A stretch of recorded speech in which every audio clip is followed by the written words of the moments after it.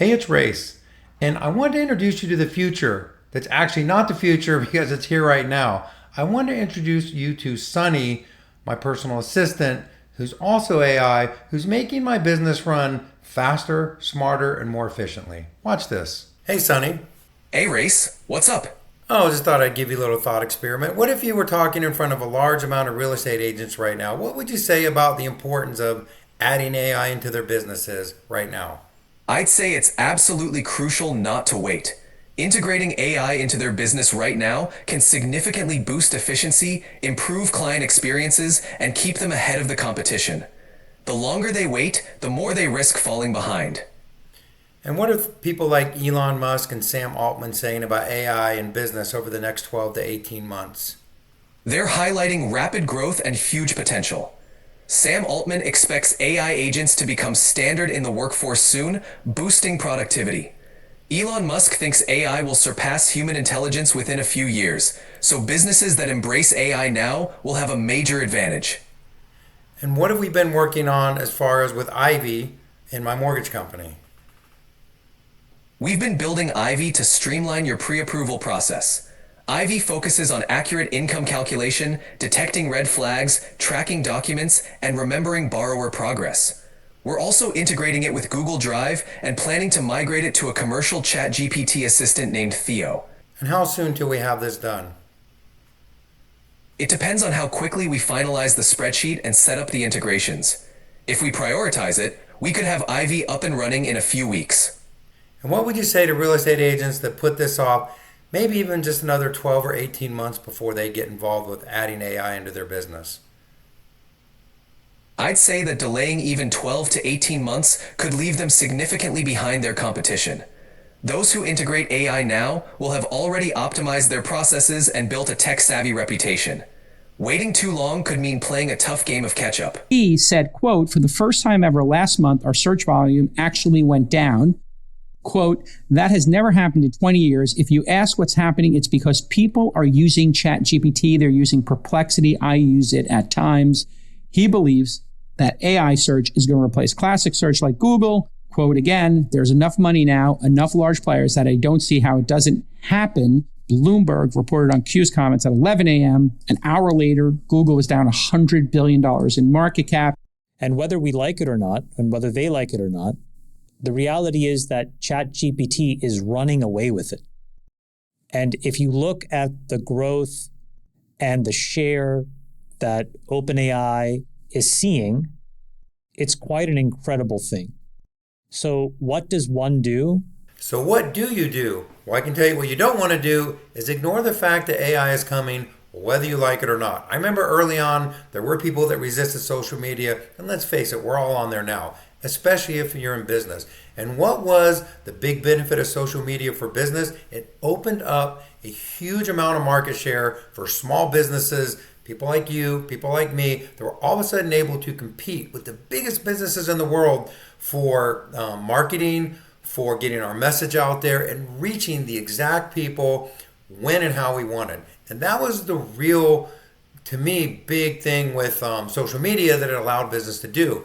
Now we have AI, which is going to be a disruptor. And what it's going to do is allow you, for the people that are adopting it, take those processes off your plate that are redundant for us, such as calculating income, document collection, and those kinds of things. Why is that important? Is because as those things get commoditized, the things that make you authentic, that are worth your attention, are going to be where you want to spend your time. And if you don't, your competition is going to do it. For us, taking those things off our plate allows us to meet with more clients, do the Zoom meetings, the pre-approval ceremonies, and the contract ceremonies, and do the authentic attention and personal attention that allows us to set ourselves apart.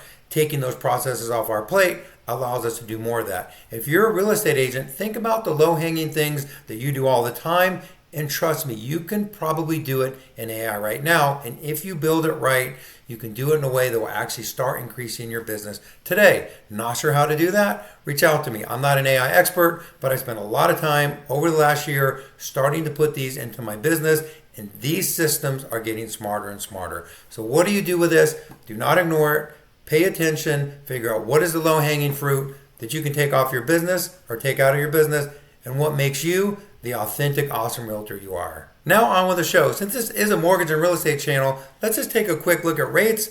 We're at 6.92% again. Not so great. That actually is a move up.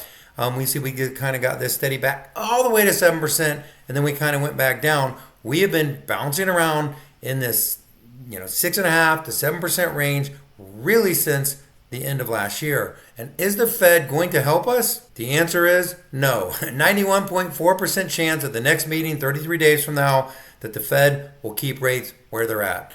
And what does that mean? Does that mean that we are getting a softening market? Yes, inventory is building. Are we going to get some kind of major market correction? The answer is there is no way to know. But what would I say? What's the data say, not what's our emotions say? You have a lot of people that are locked in with really low rates, even though inventory is going up. You have demand really flat because rates haven't really fallen. But what's the likely trajectory of the market, and why are all the big experts from Redfin to CoreLogic to Zillow to whoever predicting the market to really get better throughout the end of this year into next year? It's simple. Rates are likely to fall. The Fed is not likely to do much, right? With flat inflation or kind of in their target, unemployment staying where it's at, they're not going to cut rates so they need to. But as they cut those Fed funds rate, interest rates will fall, demand will come up, and you will see people participating in the housing market more and more and more. Now, that being said, we've noticed a big jump up. Of course, we're getting into the selling season, and I think that people that are buying now, they're not waiting for a big market correction, are going to look back and say, you know what?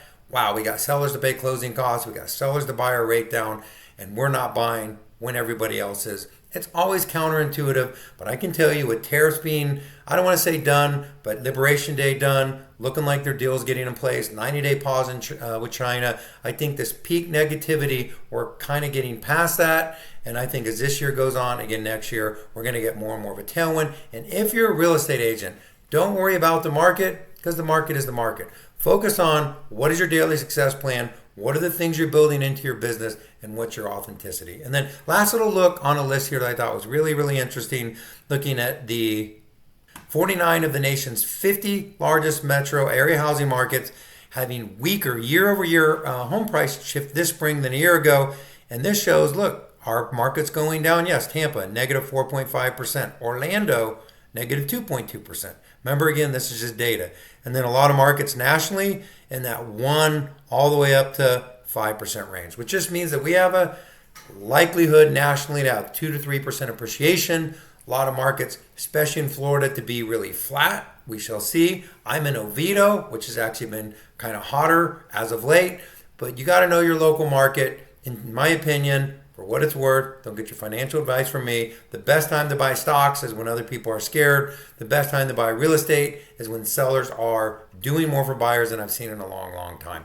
So if you have any questions on this, want to talk about AI, special loan programs, or way to grow your business, reach out to me. As more information becomes available that moves the market, I'm going to cover it right here. Have a great day, great week, and I'll talk to you soon.